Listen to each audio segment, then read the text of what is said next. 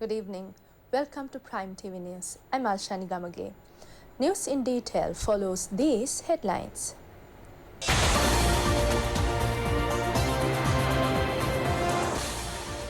President tours disaster-struck areas.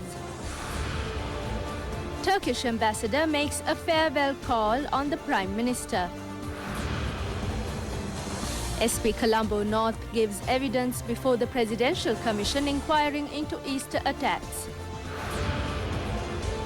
Improvement in weather condition expected from tomorrow. Next year's Independence Day will be commemorated at Independence Square.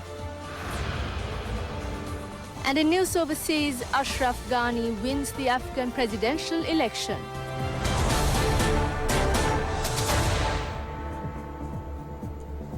President Gotabaya Rajapaksa undertook a visit to Anuradhapura and Polonnaruwa to look into the granting of relief for those affected by the disasters. President Rajapaksa met the political authority and government officials at the President's house in Anuradhapura this morning and instructed the relevant authorities to continue providing assistance to the affected communities.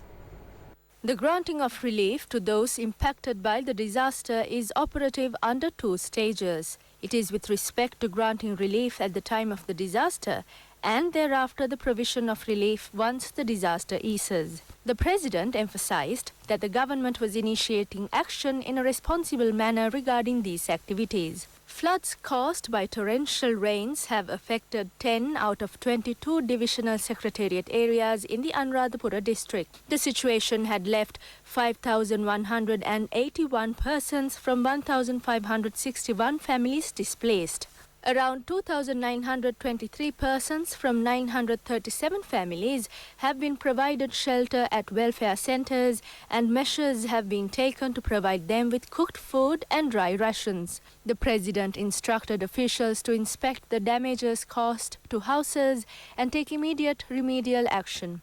Cleaning activities have already begun where floods have subsided. Directives have also been issued to inspect the available health facilities. Attention has been drawn to rehabilitate tank anecuts and other infrastructure. The President gave instructions to the related sectors to take expeditious measures looking into the damages caused to cultivations. A group of ministers and parliamentarians as well as officials joined the President in this inspection tour. Colombo North Division Superintendent of Police Sanjeeva Bandara today gave evidence before the Presidential Commission of Inquiry into the Easter Sunday attack. The Presidential Commission has asked Sanjeeva Bandara how many police stations are under him. He said that he has 8 police stations and 2 police posts. When asked whether there is a personal staff assistant under him, SSP Sanjeeva Bandara said that Inspector R.S. Upendra is acting in that position. The Presidential Commission also questioned about his work. Sanjeeva Bandara stated that he monitors the messages he receives through fax and video and then reports them to him. When the Commission queried from Sanjeeva Bandara whether he had received a call from the DIG of Colombo District, Lalit Patinayaka, on April 20, 2019, he said that he did receive such a call. The Commission questioned the message given at the meeting. He said that instructions were given to increase security at churches for the Easter festival. The Commission inquired whether he inquired from Mr. Patinayaka as to why he said he wanted to increase the security again. Sanjeeva Bandara stated that they had not been informed about the terrorist attack. The Commission also inquired as to whether Lalit Patinayaka's advice was acted upon. The Commission had also inquired why the message given by Lalit Patinayaka at 7:21 p.m. on the 20th was conveyed to the OICs under him only the following morning. Sanjeeva Bandara stated that he did not make any phone calls as thunderstorms rained in the Kaduela area where he resides. Presenting a telephone report of Sanjeeva Bandara, the Commission stated that after receiving the telephone call from Mr. Lalit Patinayaka, more telephone calls had been received and that calls had also been taken from it. When the Commission inquired about the inability to notify the relevant OICs, Sanjeeva Bandara said that this was considered as a normal order. Sanjeeva Bandara gave evidence by checking a written document he had. When the Commission questioned as to what it was, he said it was a record of his phone calls. He said that it was given by Inspector of Police R.S. Upendra. When questioned about how Upendra could obtain a report on a telephone given to the Colombo North Division Superintendent of Police, Sanjeeva Bandara said that he had obtained it through a friend of his as he was in telecom. However, Inspector of Police Upendra testified before the Presidential Commission that the telephone records were obtained by presenting a letter given by Sanjeeva Bandara. Sanjeeva Bandara told the Presidential Commission that Lalit Patinayaka's phone call on the night of April 20th did not inform him of a terrorist attack. However, Mr. Lalit Patinayaka, who had testified before the Presidential Commission, said that the telephone call given on the night of the 20th had clearly indicated that a terrorist attack was to take place on the 20th or the 21st. After Lalit Patinayaka made a phone call on the night of the 20th, the Commissioner asked Sanjeeva Bandara whether Patinayaka made a phone call to him or whether he made a call to Patinayaka. Sanjeeva Bandara stated that he did not make any phone calls and that he spoke to Lalit Patinayaka after the attack. The Presidential Commission again submitted the telephone reports of Sanjeeva Bandara and said that Sanjeeva Bandara had telephoned Lalit Patinayaka at 6 a.m. on the 21st. The Commission questioned as to why. Sanjeeva Bandara admitted that he made the phone call for two reasons. First was to give yesterday's daily report. The other fact was that his wife had been admitted to the Merrill Fernando Hospital for treatments for a stomach problem, and so to inform that he would leave his authorized area as he wanted to go to his Kuliapiti house to get a report sought by the doctors with respect to the disease. The Department of Meteorology has said that there will be a reduction in the weather condition from tomorrow. Meanwhile, Deputy Director of the National Disaster Management Centre, Pradeep Kodipilli, states that out of 112 divisional secretariat areas, 64,199 persons of 19,095 families have been affected by the inclement weather. 50,000 acres of paddy cultivation in the Batticaloa district have been inundated due to the inclement weather. Our correspondent stated that the floods have destroyed tens of thousands of acres. The floods are being reported in several divisional secretariat areas including Vaunathiu, Kokkadichole, Vellaveli and Kiran. Our correspondents say that 742 small tanks in the Vaunia district have been overflowed with water. With heavy downpours last night, several tanks and other tanks in the town of Vaunia are overflowing. Reports say that the water level of the Kallaru Oya has also arisen. 9 members of the same family who were trying to cross the Galahitiya Maguru River in Palindanuara town had been hit by the storm. According to our correspondents, 7 lives were saved. They were trying to cross the river with a boat. They had been returning after attending a musical show in the Bulat Sinhala area. State Minister C.B. Ratnayaka has taken steps to provide a house for a family of landslide victims in Palle-Bovela area in Hagura Khetha.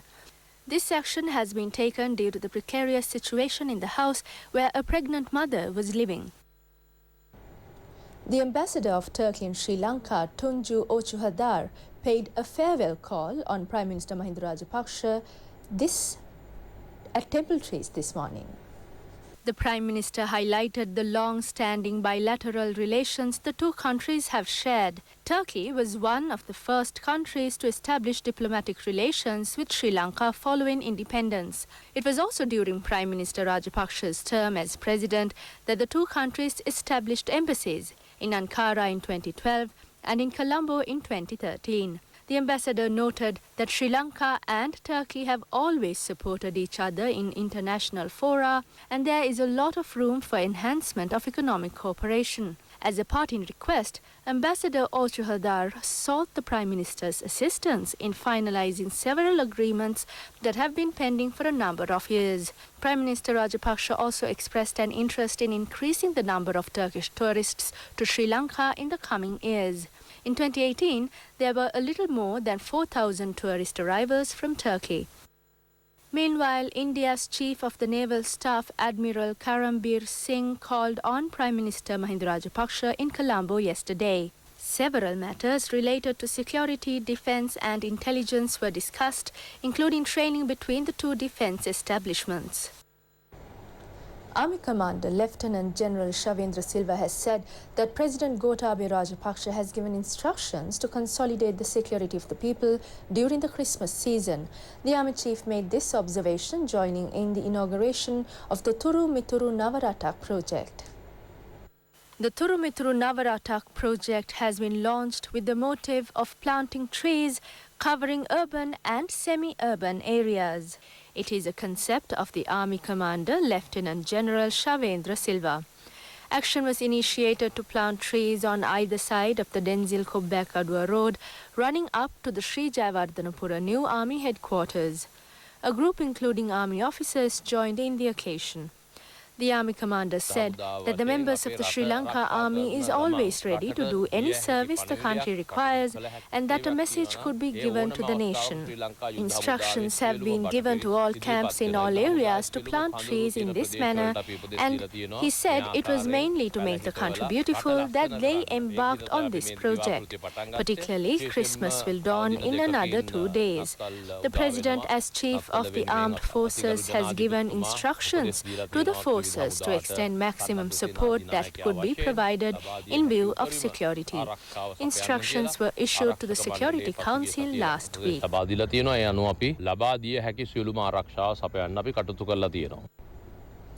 Parliamentarian Sunil Handunnethi has said that rice could be provided to the people at a low cost if the rice mafia is contained.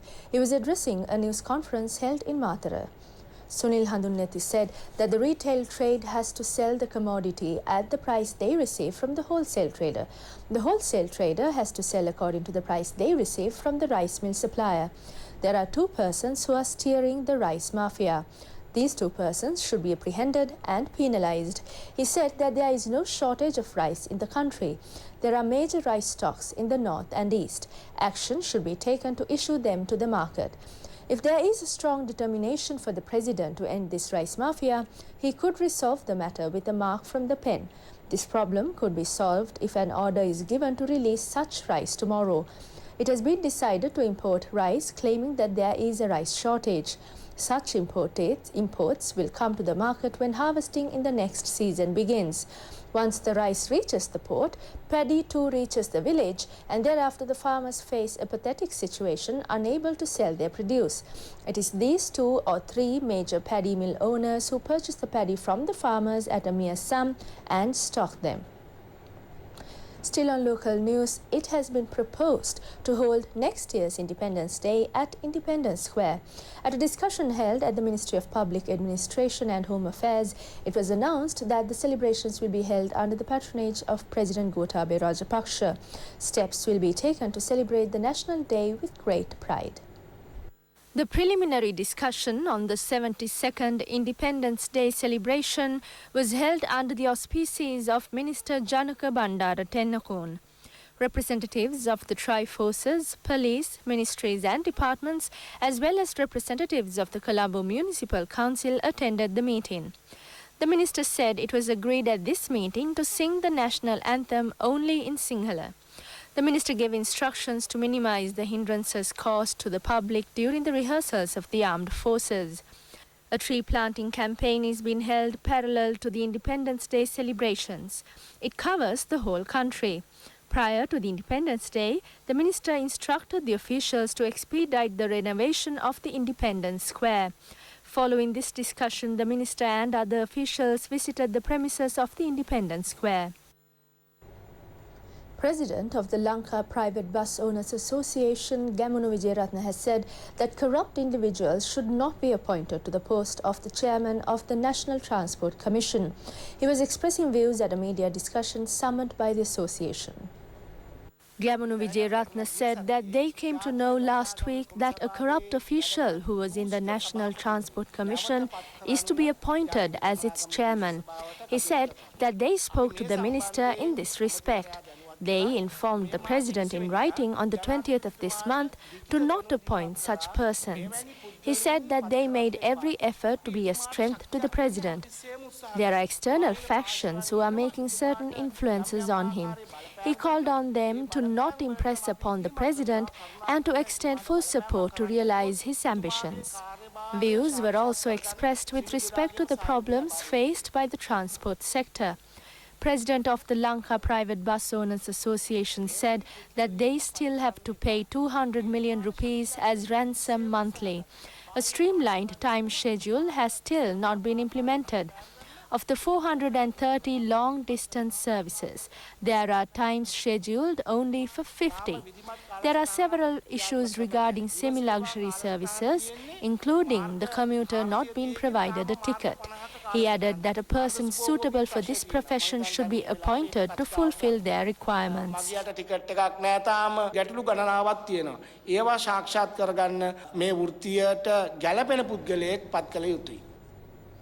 Continuous raids are being carried out to detect traders selling rice at higher prices. Under this program, action was initiated to prosecute 15 traders from the Ratnapura and Ahaliyagoda towns for selling rice at high prices.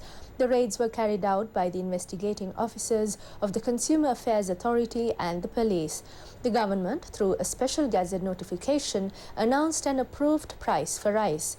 Action was taken to a price shop owners in the Ratnapura district of the situation. Raids were carried out throughout yesterday to nab traders who were selling rice at high prices, neglecting these instructions.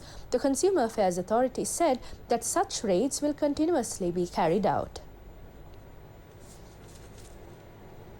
Exchange rates for the day are up next.